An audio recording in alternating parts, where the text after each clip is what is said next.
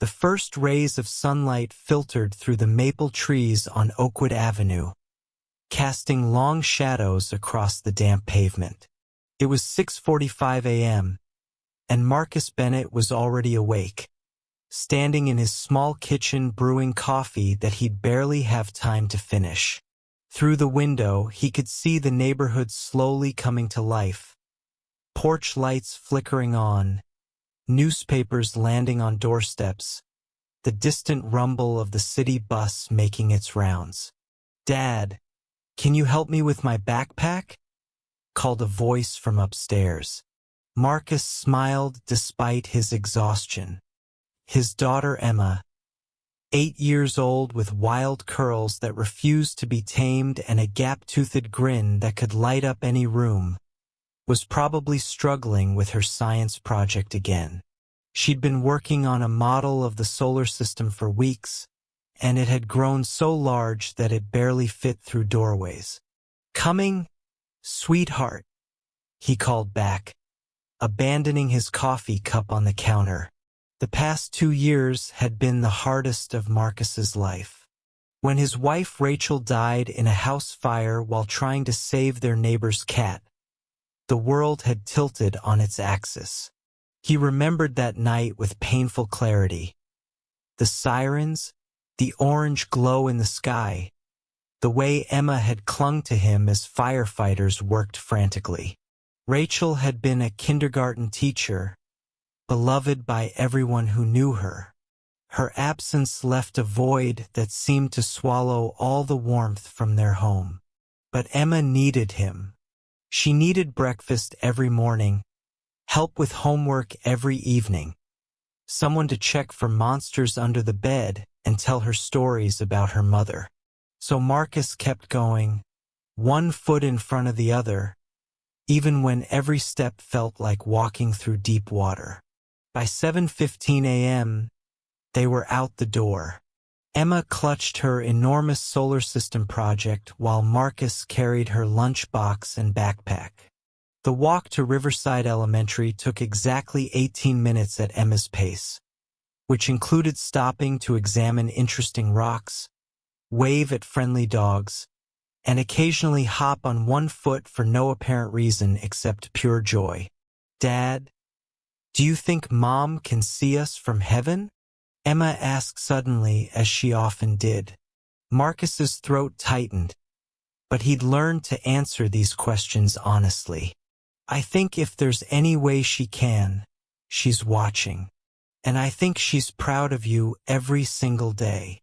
Emma nodded solemnly, then spotted a bright yellow butterfly and immediately forgot her sadness, chasing after it with her free hand outstretched.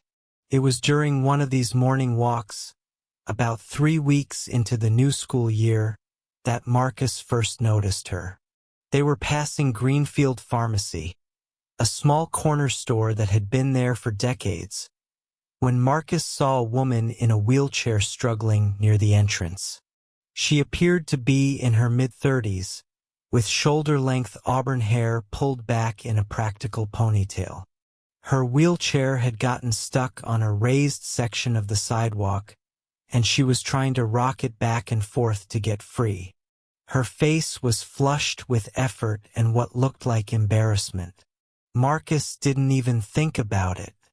"Emma, hold on just a second, okay?" He jogged over to the woman.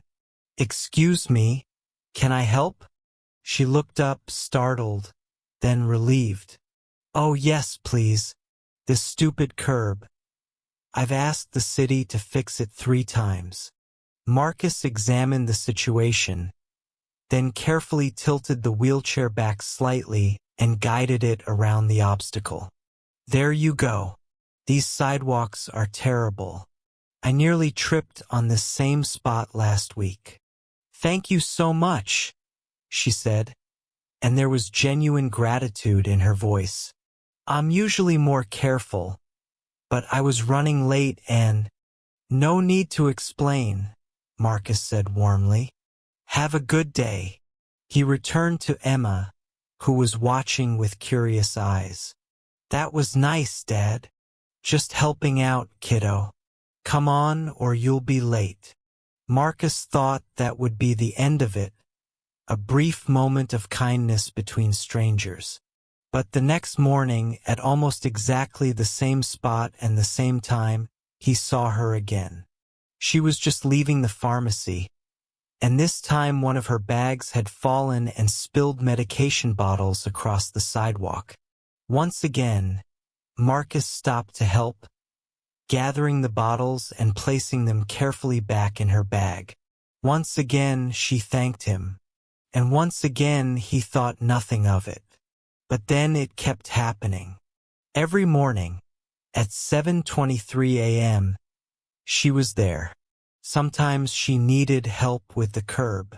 Sometimes her brake was stuck. Sometimes she just needed someone to hold the door open while she maneuvered through. After about a week, Emma started anticipating it. "Dad, is that lady going to be there again today?" "Probably," Marcus said. "Why is she always there?" "I don't know, sweetheart. Maybe she picks up medication for someone. Maybe she works nearby." "I like that you help her," Emma said simply. The truth was, Marcus had started to like it too. Not in any romantic sense. He wasn't ready for that, might never be ready, but there was something grounding about this daily ritual. In a life that had been turned upside down, where every day felt like navigating unfamiliar terrain, this small act of service became an anchor. It gave him a sense of purpose beyond just surviving. He began to notice small details about her. She had a silver bracelet that caught the morning light. She wore the same navy blue jacket almost every day. On rainy mornings, she brought an oversized umbrella that she struggled to manage while wheeling. She never seemed frustrated when she needed help, just quietly grateful.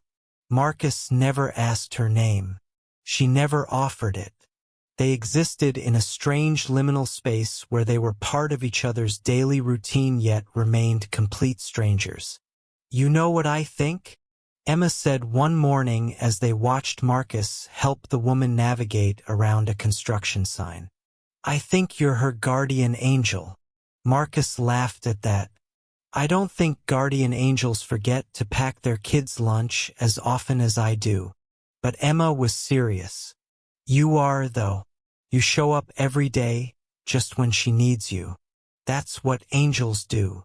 The thought stayed with Marcus throughout the day as he worked his shift at the public library, reshelving books and helping patrons find what they needed. He'd taken the job because it had good benefits and allowed him to be home when Emma got out of school. It wasn't the career he'd imagined. Before Rachel died, he'd been studying to become a mechanical engineer, but it paid the bills and gave him stability. As autumn progressed and the leaves began to turn brilliant shades of red and gold, Marcus found himself looking forward to those morning encounters more than he wanted to admit. There was something quietly powerful about being needed, even in such a small way. After Rachel's death, he'd felt helpless, unable to protect the people he loved. But this he could do. One particularly cold October morning, when frost coated the car windows and their breath came out in white puffs, Marcus and Emma arrived at their usual spot to find the woman already there. But something was different. She was crying.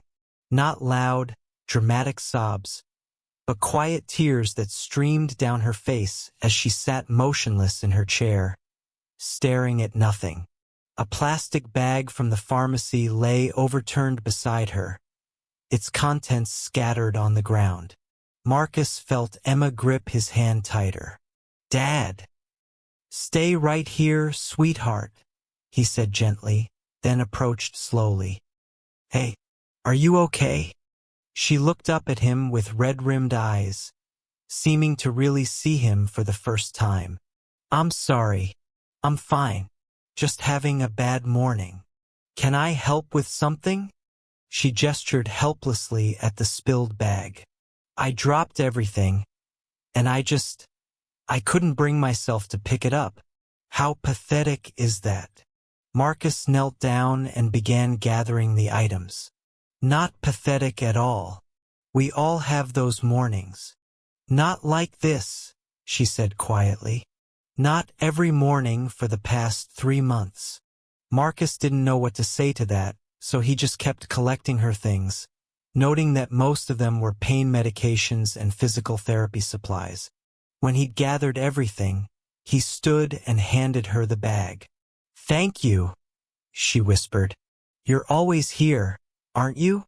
Every morning, like clockwork." "We walk this way to school," Marcus said simply. "I know. I've been watching. Not in a creepy way, I promise," she added quickly, seeing his expression. "It's just you're so patient with your daughter, so present. I find myself waiting for you both, honestly. It's become the best part of my morning." Before Marcus could respond, Emma walked over, apparently deciding she'd waited long enough. She looked at the woman with her characteristic directness. "Why are you sad?" "Emma," Marcus said, embarrassed. But the woman smiled, a real smile this time. "It's okay. I'm sad because I'm hurt, and it's taking a long time to get better. Sometimes that feels overwhelming." Emma considered this. "My dad says when you're sad, you should think of 3 good things. It doesn't make the sad go away, but it helps." "That's very wise," the woman said. "Want to know my 3 good things for today?" "Please."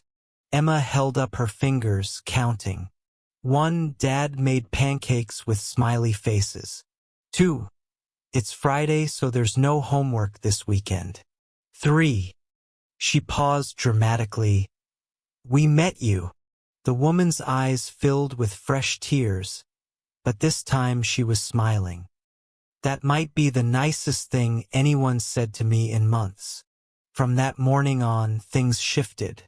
They still didn't exchange names. It had gone on too long for that now, and there was something almost sacred about their anonymity, but they began to talk more. Brief conversations, never more than a few minutes, but enough to glimpse the person beneath the surface. Marcus learned that she'd been an architect before her injury, that she was trying to learn to walk again, but progress was agonizingly slow, that she lived alone and sometimes went days without speaking to anyone except medical staff. She learned that Marcus was a widower, that Emma was his whole world, that he sang off-key in the car and made terrible jokes that somehow always made Emma laugh. Emma, for her part, adopted the woman as a sort of unofficial aunt. She'd share stories about school, show off particularly good test scores, and on one memorable morning, gave her a drawing of a rainbow with the words, "Hope you feel better soon," written in crayon. The woman had cried again at that, but these were good tears. November brought cold rain and early darkness. Marcus started bringing an extra umbrella to hold over the woman while she locked her wheelchair brake. She protested the first time, saying she didn't want to be a burden, but Marcus waved off her concerns. "Emma and I share one anyway," he said. "This way nobody gets wet." One morning the woman wasn't there. Marcus felt a strange pang of worry as they passed the empty spot. What if something had happened? What if her injury had worsened? He realized with a start that he had no way to contact her, no way to know if she was all right. "Maybe she just slept in," Emma suggested, seeing his concern. "Maybe," Marcus agreed, but he couldn't shake the uneasy feeling. She was back the next day, but she looked exhausted, dark circles under her eyes. When Marcus asked if she was okay, she admitted she'd had a setback in physical therapy and had spent the previous day crying in bed, unable to face the world. "But I made myself come out today," she said, "because I knew you two would be here, and somehow that makes things a little less impossible." Marcus understood that feeling more than he could express. After Rachel died, There were mornings when getting out of bed felt like lifting a mountain. But Emma needed breakfast, needed to get to school, needed him. Sometimes the only thing that kept him going was knowing someone else depended on him showing up. "You're stronger than you think," he told the woman. "So are you," she replied, and there was something in her eyes that suggested she understood more than he'd said aloud. December arrived with a vengeance, bringing the first snowfall of the year. The sidewalks became treacherous, and Marcus found himself spending longer at their meeting spot, making sure the woman could navigate safely through the slush and ice.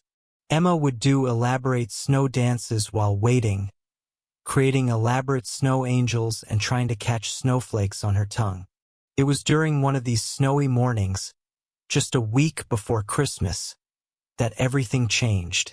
They arrived to find the woman already there, but she wasn't in her wheelchair.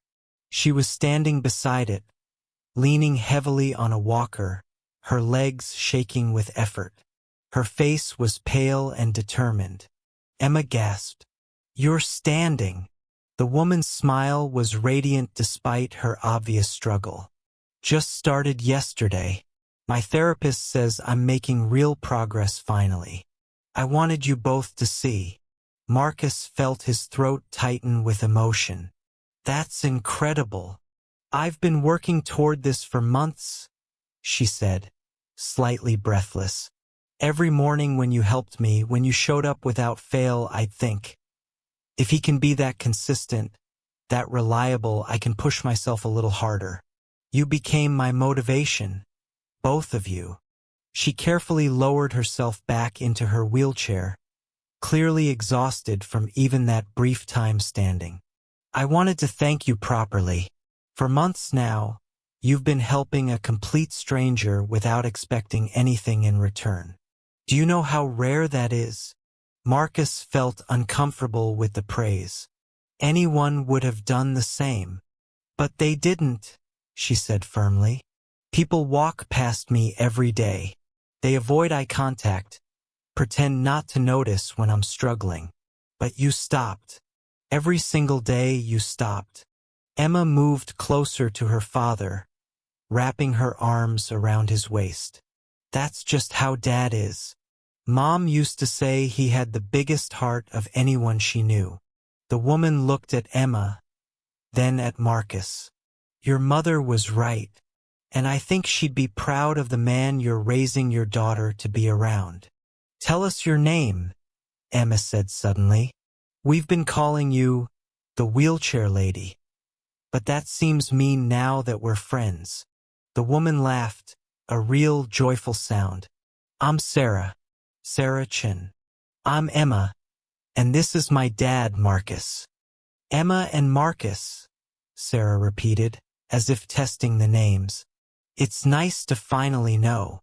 Why didn't you tell us before?" Emma asked with characteristic bluntness. Sarah thought about it. "I think because I liked being anonymous. When you're dealing with an injury like mine, everyone treats you differently. But with you too, I wasn't poor disabled Sarah, or that woman who had the accident. I was just someone who needed help sometimes, felt normal. Does that make sense?" Marcus nodded. He understood completely. After Rachel died, he'd hated the way people looked at him, with pity, with careful concern, as if he might break at any moment. But these morning encounters with Sarah had been refreshingly free of that weight. "What happened?" Emma asked. "Why are you in a wheelchair?" "Emma," Marcus said, mortified, but Sarah held up a hand. "It's okay. I was in a car accident about 8 months ago. A drunk driver ran a red light. I have spinal injuries and had to relearn almost everything. How to dress myself, how to cook, how to get around. The doctors said I might never walk again." "But you're walking now," Emma pointed out. "So the doctors were wrong." Sarah smiled. "Not yet, not really. But I'm getting there." And part of that is because I didn't want to disappoint you too. Us, Marcus said, surprised. Every morning, I'd watch you with your daughter, Sarah explained. The way you're so patient, so present, so clearly doing your best despite how hard things must be for you. It reminded me that life doesn't stop just because something terrible happens. You keep showing up. You keep trying. You keep being kind. And if you could do that while grieving and raising a child alone, then I could damn well do my physical therapy exercises. Marcus felt tears pricking his eyes. He'd spent so long feeling like he was barely keeping his head above water, like he was failing in 1,000 small ways every day. The idea that someone had been watching him, had been inspired by him, was almost overwhelming. I need to tell you something else, Sarah continued, her voice dropping. It's why I've been coming here every morning, even though there's a pharmacy closer to my apartment. Marcus waited, sensing something important was coming. 3 months ago, I was in a very dark place. The pain was constant, the progress was non-existent, and I couldn't see the point of continuing to fight. I came to this pharmacy to pick up my prescriptions, and I was seriously considering taking all of them at once. Just ending everything. Emma's grip on Marcus tightened, her eyes wide. But then I saw you too, Sarah said quietly. You were helping an elderly man carry his groceries, and your daughter was chattering away about something, and you just looked so normal. Like despite whatever you'd been through, you'd found a way to keep living, keep caring about people. And I thought, maybe I can do that too. Maybe I can find a way through this. She looked directly at Marcus. So I came back the next morning, and you were there again, helping someone else, me this time. And you've been there every morning since. You became my reason to get out of bed. If I could make it to 7:23 a.m., if I could see you too, then I could make it through another day. Marcus didn't know what to say. The weight of what she was telling him, that his simple acts of kindness had literally saved a life, was almost too much to process. You saved me, Sarah said simply. Without ever knowing it, you saved my life. The three of them stood there in the falling snow, connected by something deeper than Marcus had words for.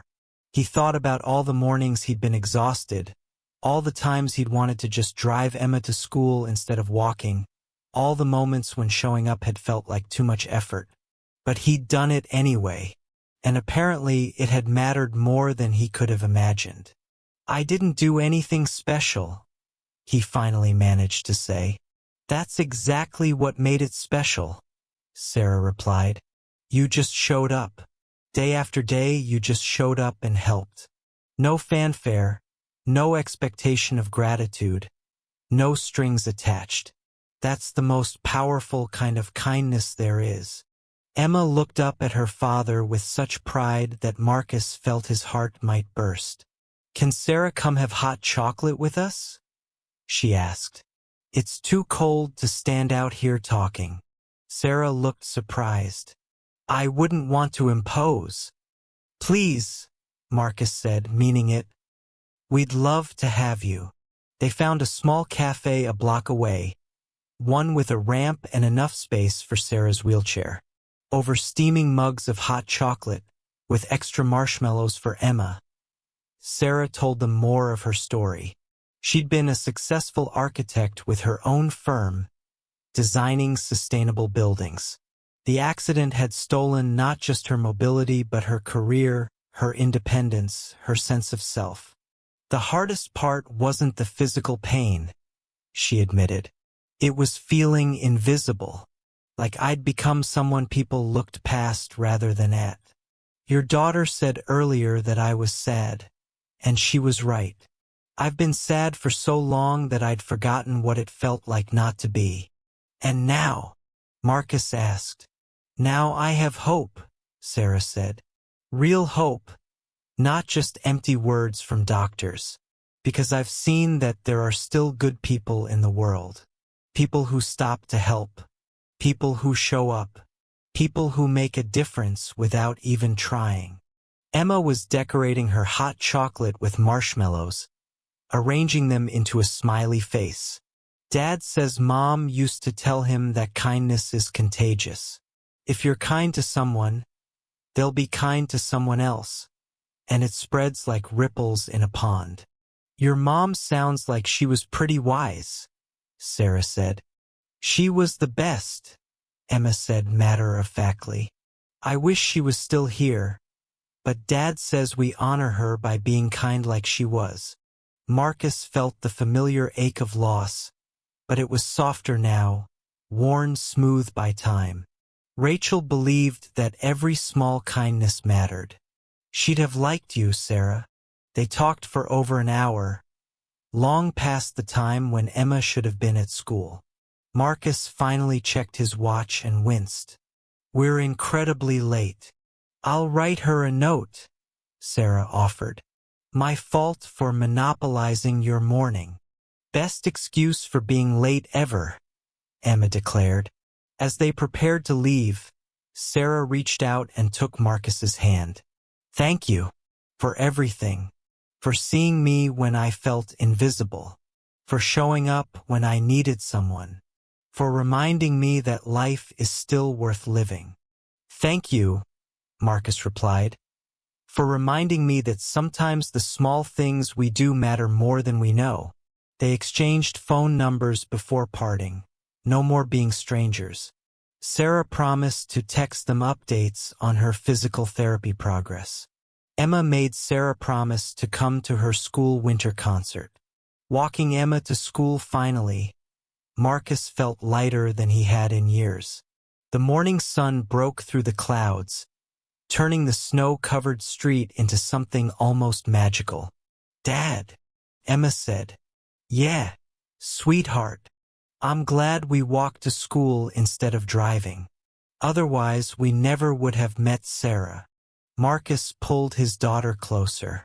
Me too, kiddo. Me too.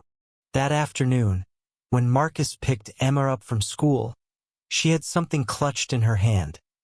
A paper snowflake she'd made in art class. It's for Sarah, she explained. I want to give it to her tomorrow morning.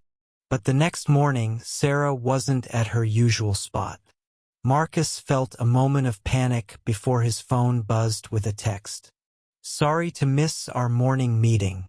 Woke up with a terrible cold and my doctor says I need to rest. But I didn't want you to worry. Tell Emma I'll see her soon. Sarah. Marcus smiled and showed Emma the message. She dictated a reply. Get better soon.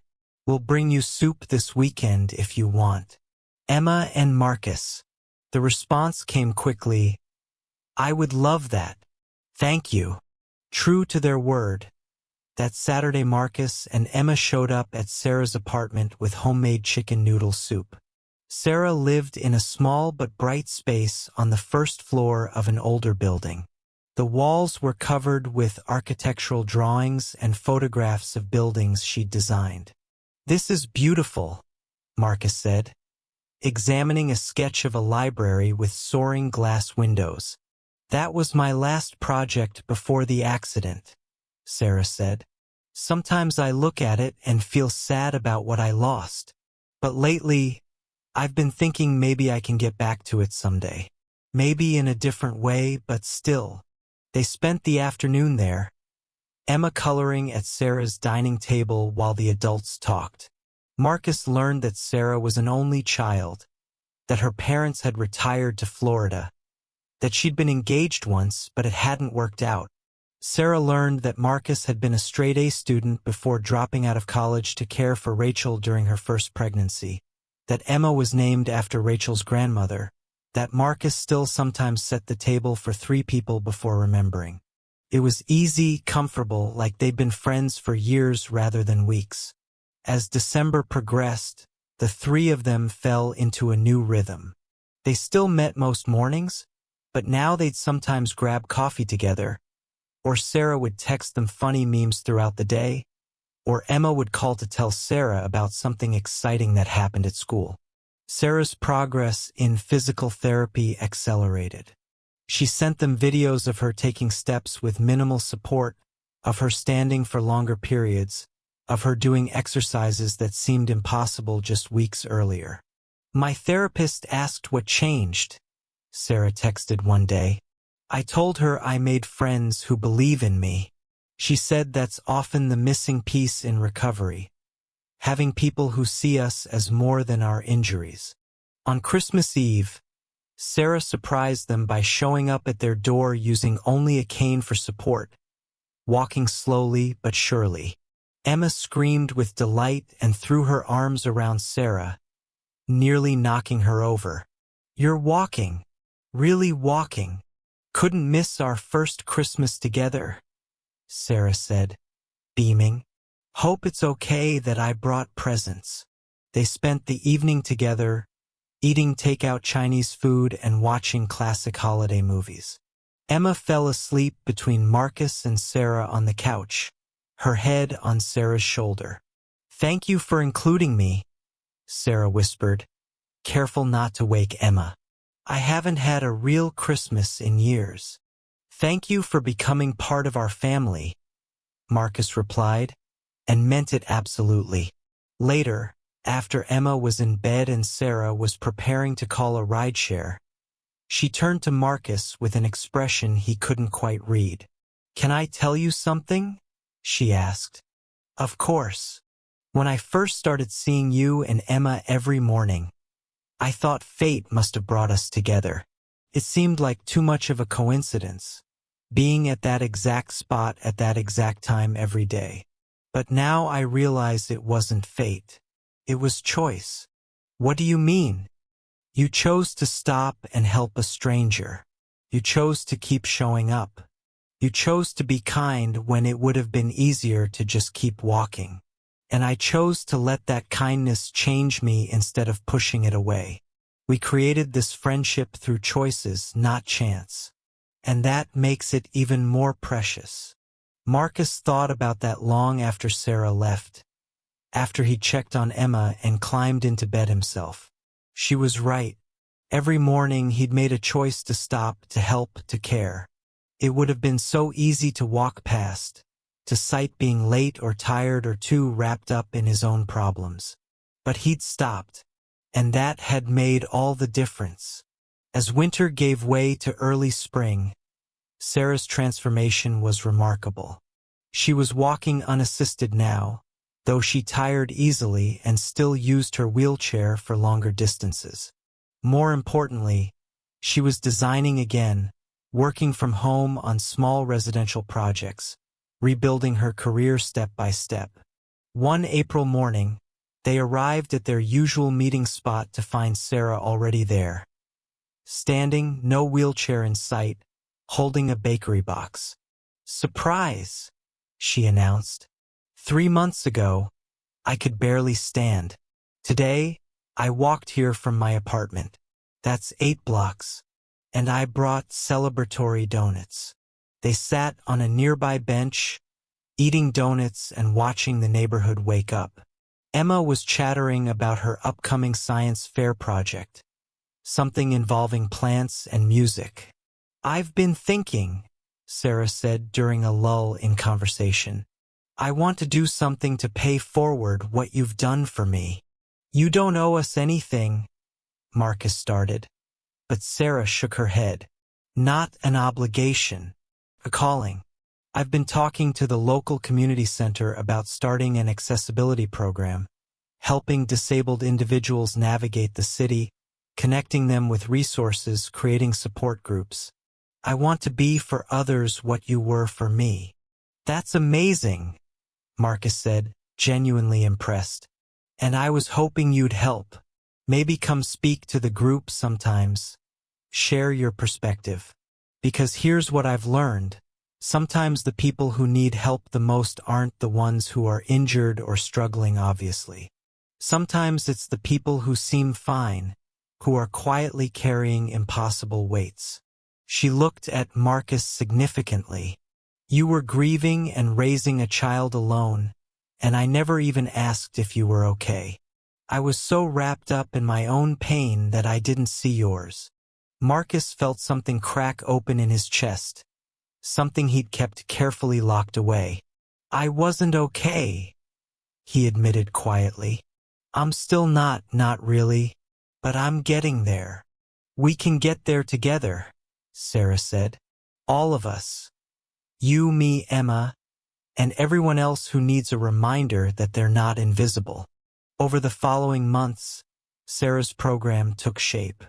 Marcus found himself volunteering regularly, helping set up accessibility ramps, organizing donation drives, and yes, sometimes speaking to groups about loss and resilience and the power of showing up.